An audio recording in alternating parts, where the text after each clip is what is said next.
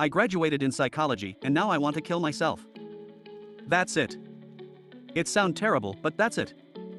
I have a BSc in psychology, MSc in neuropsychology, and a 1-year master in forensic psychopathology and criminology.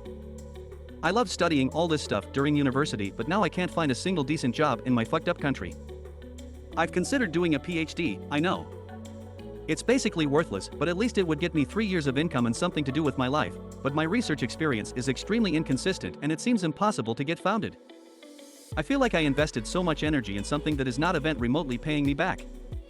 Also, investing so much time in online one field make me feel the idea of changing path like a waste of those years of commitment. I feel extremely depressed and apathetic. Everything seems difficult and I don't have enough experience for anything. Every job application asks for years of experience, but I literally graduated last year, so it can't be so much. I really don't know what to do. I feel like a more humble career would allow me to be more satisfied, but at the same time I know too much goddamn things about my academic field to waste it. I really don't know what to do. I moved back to my parents and it is so humiliating. When I was a teenager, I imagined a completely different scenario for my adulthood. I feel like I've never grown up and am stuck in a perpetual childhood. I am currently engaged and on plan to be married soon. But my heart belongs to someone else alongside my fiancé, I believe. Backstory. I am 28 years old and I have been in more than enough awful relationships. But about 2 years ago, I met someone who changed my entire. She was fun and so full of energy, and after going through a god-awful divorce, she was the first person I thought I could marry and love. She held me when I wanted to die. And she made me feel loved and like a human being.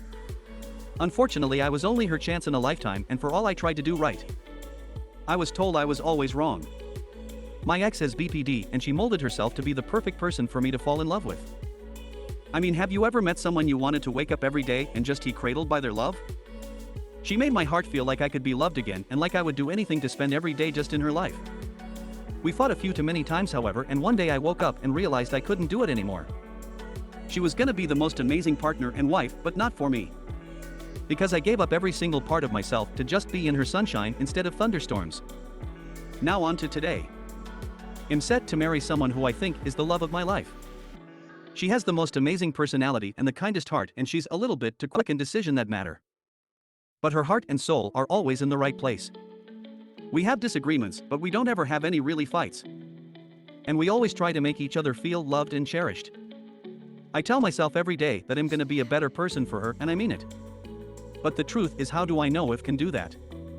If I'm still in love with my ex, I don't know if I would walk up to be with her. But I do know when she crosses my mind. My heart, mind and soul beckon to be held in her arms for one more time. I was in an abusive relationship that lasted almost 7 years with the father of my child. I ended things after 5 years and then 2 years of communication due to my child. Anyways, I sue him for custody and child support. He is irresponsible. I am now on Tinder for a good 3 months, and so far I've F'd 3 guys younger than me, 21, 24 and 23, I am 34. I am now a 30 years old who I did not know existed, and I met him by chance after I was chatting with my tattoo artist. I do not regret this. And I will see him again on Monday. Anyways, I just needed to tell someone. Please don't judge. I just want to feel excitement, and to be honest, I love sex. Thanks for reading. Update. I went to his house and had great ex, but I'm starting to like him, or maybe I just want him to fall for me? WTF? I'm going to step back. I guess I just realized that I do want to date someone. Thanks for reading. I'm hiding in the bathroom. Because I'm overstimulated and being ignored anyways. I was guilt-tripped into going to visit people who already stress me out. And they invited even more people without warning me. I've been asked to do tasks without specific instructions. And then been made to feel small when I complete tasks, not to host's liking. I've been talked over all evening.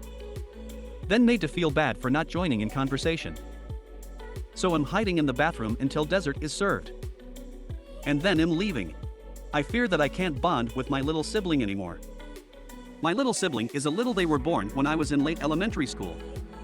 I am currently a freshman in high school. When they were born, I thought I could bond well with them since we were both kids. But as I grew into a teenager, I felt less and less interested in playing with them or spending time with them. We can't share any interests at all. When I play with them, I wait until they're distracted to do my own things. I can't see myself bonding with them because of our huge age difference. It makes me feel bad because I know they love me a lot and want to spend a lot of time with me. But I dread spending time with them because nothing they do is something I see fun in doing. I'm scared if this will affect them or if they'll notice. I don't know what to do. Ever since my last attempt, I've been labeled as depressed. The truth is that I'm not. I'm happy, I enjoy living, it's just I don't want to live to see myself go blind. I know that my vision is only -8, but I'm still young. I'm still in school. With the rate my vision is going down, I'll be legally blind by my 30s. I just can't live with the thought that one day I won't be able to see.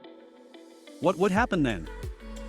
I'd not be able to see. I couldn't even end my life if I wanted to. I can never become a pilot. I have absolutely no stigma to the disabled community, but I just don't have the same willpower they do.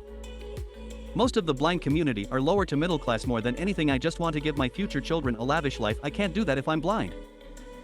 I wish my last attempt worked honestly, so I wouldn't have to live with the fear of one day waking up not being able to see my beloved cat or even myself.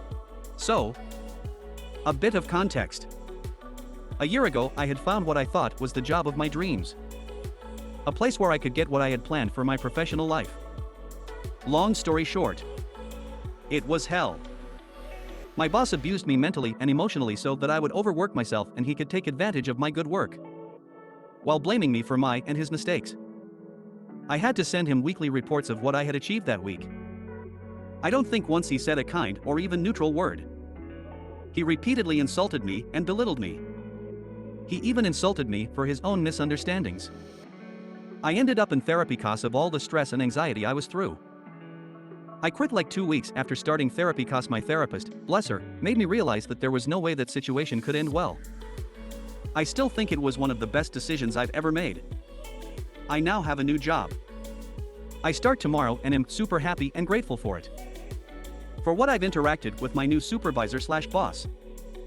She looks like a kind and understanding woman.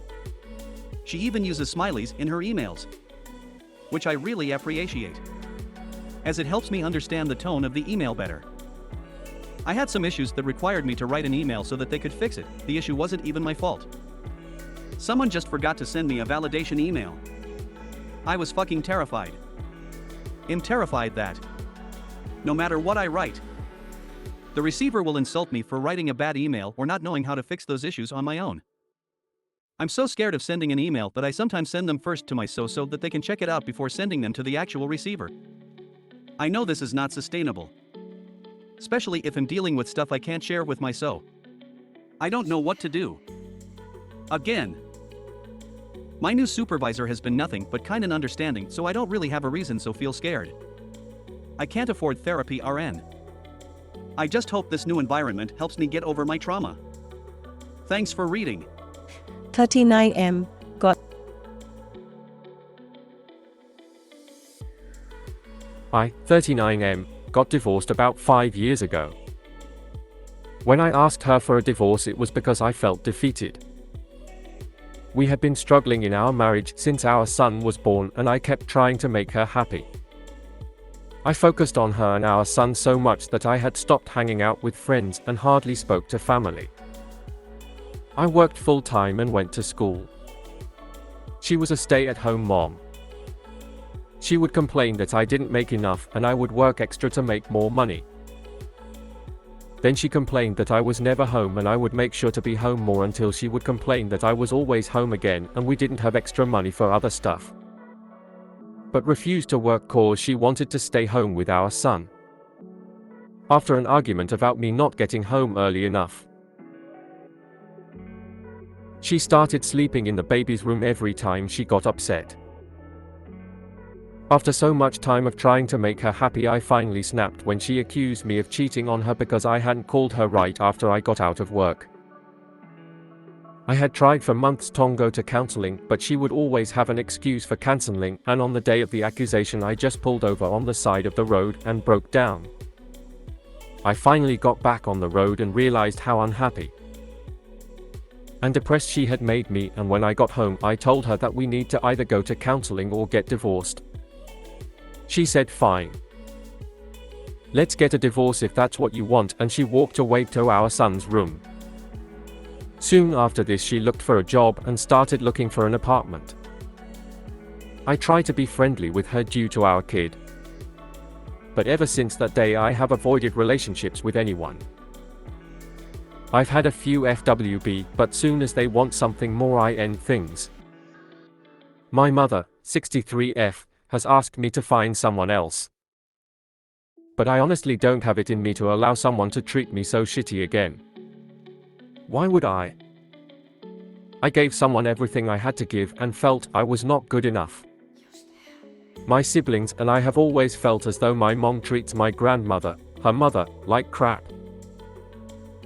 My grandmother is the sweetest person I know, but my mom gets mad at her for everything, and I've seen her screaming her multiple times before and during that my grandmother will just silently look at the ground.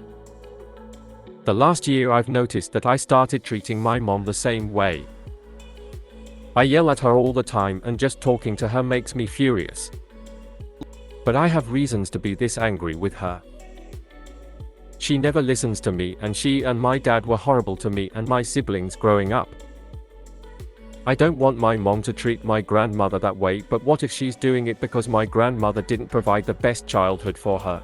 Today I, 17, found out my grandma, 76, won't probably survive her breast cancer because it's already in stage 4. She told us she had noticed the bump in her chest, but didn't do anything or tell anyone because she didn't want to take more medicine or get any more treatment. She's diabetic and has early stages Alzheimer. So she takes a lot of medication. We found out that she had been hiding it when my uncle saw it one day while she was changing and needed help. Then he took her to the doctor. My family is devastated, but I am really calm about it, and it makes me feel really guilty. But I just feel neutral. I know she didn't go to the hospital when it started as a small bump because she didn't want to. I know she didn't go when it was the size of a lemon. And I know that she wanted to hide it from us until it was too late. And my family is really mad at her for being selfish and not thinking about the people who love her. But I can't be mad at her nor sad by her choice. She saw herself at 80. With worsening Alzheimer's and taking lots of medication and didn't want to suffer more. I can't be mad at her for not wanting to suffer. I simply can't. I'm calm because I know this is her choice and that this is what he wants. I feel really guilty and insensitive about it. But it's just the way I feel. And I can't change it. I've been faking my concern and my will for her to reconsider in front of my parents. But I want to let her know that I'm by her side. Everyone should be able to decide if they stay or if they go. And I'll love her regardless of what she chooses. Even if it means leaving me behind. AITA for not feeling sad about it. Now I know how the title sounds, but hear me out. I, 19F, am dating 21M, who we'll call Sean. Online relationship started IRL. Sean and I have been dating for 9 months, and as I've gotten to know him, I feel like it's all about him. He's sweet, funny, and caring in his own ways, but has attention-seeking behaviors that make me feel sick. Before I go further, I would like to say that he has had a traumatic life that we discuss often, which has led him to having multiple disorders such as MPD, DID, MDD and PTSD. He also has autism. But it's almost all he talks about. Whenever I try to bring up my trauma, as I've had my fair share, he doesn't seem to care. I will sit with him for hours sympathizing and making sure he's okay before I do anything else, often leaving me emotionally drained. If I have a breakdown, he only says a few words and it takes hours for him to even respond. His excuses are always video games or that he was busy, but even when I'm busy, I make time for him to ensure that he feels loved. Earlier today we had a small argument about something rather stupid. I asked if we could change the subject twice and attempted to change the subject multiple times. Something about Marvel vs. X-Men, he, however, continued to harp on about it even when I asked him to stop. After He of course asked if I was okay because I seemed upset, but after assuring him I was okay, he started off about how he thinks Hes failing as my BF and how Hes depressed and stressed and not good enough. I'm tired of it because this always happens. I don't know how much longer I can do this even though I know he has mental disorders. I do as well but handle them differently. What should I do? Should I break up with him? Edit, I don't want this to be misconstrued. I love him a lot and Hes very special to me. I'm just lost.